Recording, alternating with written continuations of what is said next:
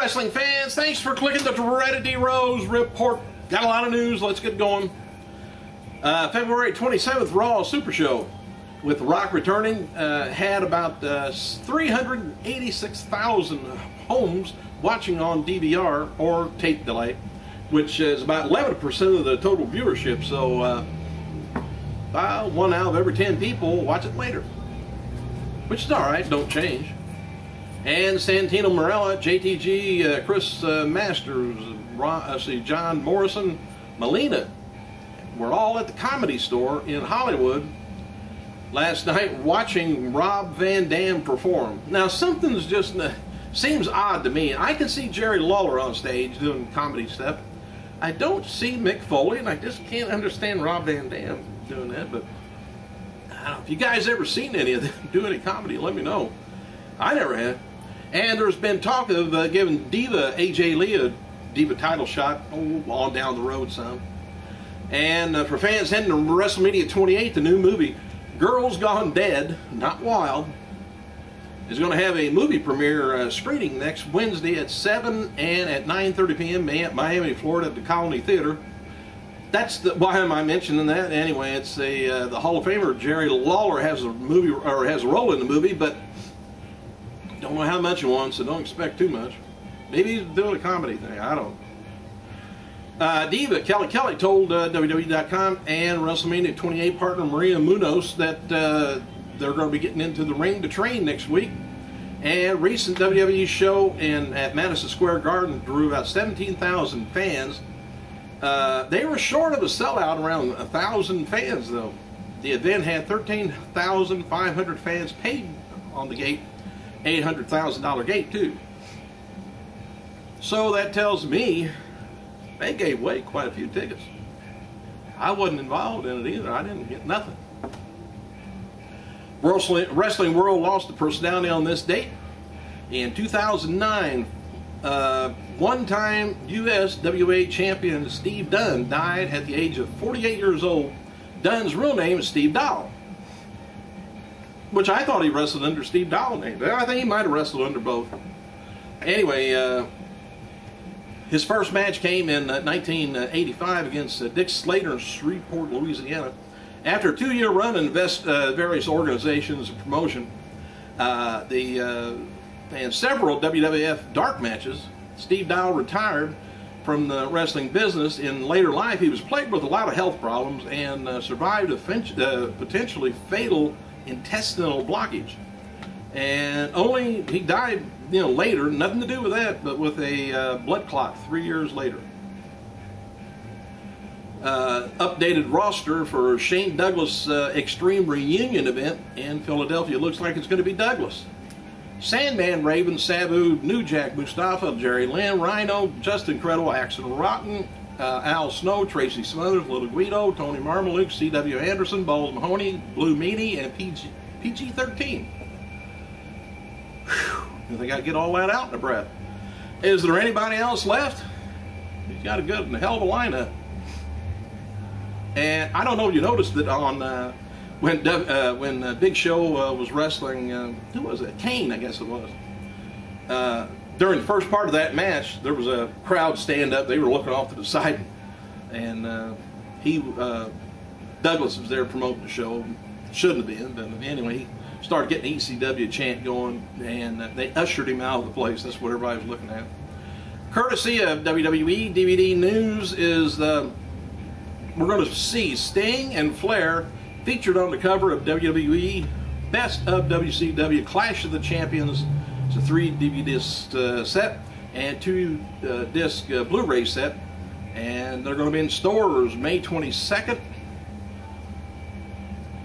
But yesterday?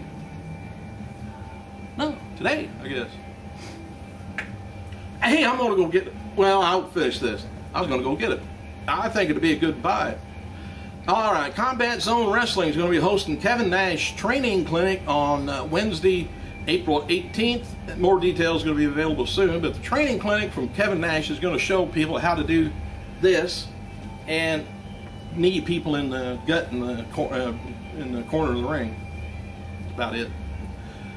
Tim Zbyszko, son of legend Larry Zbyszko, he's going to be making his pro wrestling debut April 7th in Orlando with his father managing him. I don't hear much out of Larry anymore. Anyway, Larry's son's been in training with Scott Hall's son, Cody, who's also going to be debuting soon. And it's going to be interesting to see the next generations of those major stars like that coming up. And it hasn't been announced yet, but Kurt Angle says he's facing off against Jeff Jarrett at Lockdown pay-per-view. He wrote, "Looking forward to my match with Jeff Hardy at Lockdown. This is going to be the best match of the year." He says, it's true. Matches for tonight's TNA Impact is going to be Eric Young taking on, and ODB taking on, I think Eric Young did take on ODB somewhere. They're getting married, supposedly. Anyway, the other two is taking on Rosita and Sarita, which I think are beautiful. Austin Aries and Tony Nese and Zema Ion versus Kid Cash, Samoa Joe, and Magnus versus Mexican America. All going on. Kurt Angle versus Garrett Bischoff in a 3-minute challenge, plus James Storm taking on Kazarian and Daniels in the main event. Odd pairings there. All right, TNA President Dixie Carter, which I got to put my props out to her. I seen the pay-per-view last Sunday. She got pushed around a little bit. She got thrown to the mat and, you know, just shoved around, and I'd be kind of afraid to do that to her. Especially since she signs the checks, probably. But anyway, TNA President Dixie Carter in Clearwater, Florida this week, visiting family, and met up with Jesse Sorensen. Sorensen is wearing a neck brace, but looks to be in good spirits. Sorensen wrote on Twitter last week, doctors told him that the healing process couldn't be going any better after looking at the x-rays and the MRI. Good. Brock begins his promotional tour for G.I. Joe today, so look for him everywhere. I thought I heard him. I guess not. There was been a stipulation about Chris Jericho's WWE future, and news came out that he and Fozzy would be playing concerts in the UK this summer. Well, a fan wrote on Twitter, pointed out that the shows last night, and called Jericho an asshole for leaving WWE again. Jericho replied, indicated that he's not looking to leave WWE for an extended period of time. He says, yeah, for 2 gigs. And he's an idiot. WWE champion. I get tired of saying WWE. I'm just going to say champion CM Punk. You know where he's at. And the Chicago Blackhawks hockey game. He showed up there to promote WrestleMania 28 yesterday, and guess who was with him? Colt Cabana. Kevin Nash, he's scheduled to take on former star Manu, which is Alpha Jr., for WXW C4 promotion in Morgantown, West Virginia this weekend. Nash says that he won't be working for the show because the promoter didn't put the money in his bank account. Who would have? I never heard of such a thing ever happening. Says, I'm sorry, but due to not having funds sent to my account, I will not be in Morgantown, West Virginia. Was looking for seeing great fans there, but nope. Matches for Super Show, or rather Superstars, at the website is going to be Yoshitatsu taking on Titus O'Neil, Ezekiel Jackson taking on Drew McIntyre, Beth Phoenix and Eve Torres taking on Natalya and Tamina, plus Epico and Primo taking on Mason Ryan and Alex Riley, which I thought I've already seen that for the last 3 shows, but maybe not. Maybe this is new. Hey, Hornswoggle getting his little ass in trouble. He posted a photo of "I'm sorry" written on his wrist this afternoon after saying that after he had a talk with The Rock, I guess. And this was his way of apologizing after he made comments back on March 12th.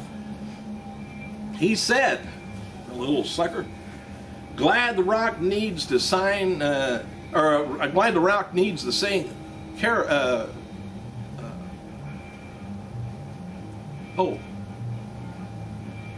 I guess he's talking about needs to sing to get his shit in.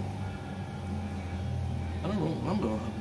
I messed up my writing here. Anyway, John Cena will always be a true professional, doesn't need scripted lines, bullet points, or stupid sexual innuendos like The Rock. So The Rock wrote today, In response to Hornswoggle, he says, "Thank you, Hornswoggle, but not needed." Said, "It's what friends do. Talk it out.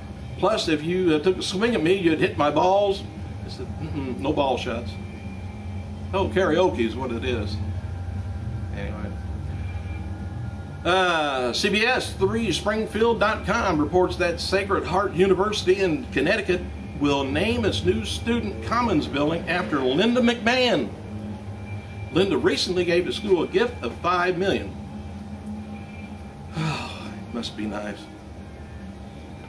Stephanie McMahon, Kofi Kingston, Mick Foley, and then it says Stephanie McMahon are at the home of U.S. Marines Corporal General James Amos tonight for what appears to be a USO event, or it's to be a star event.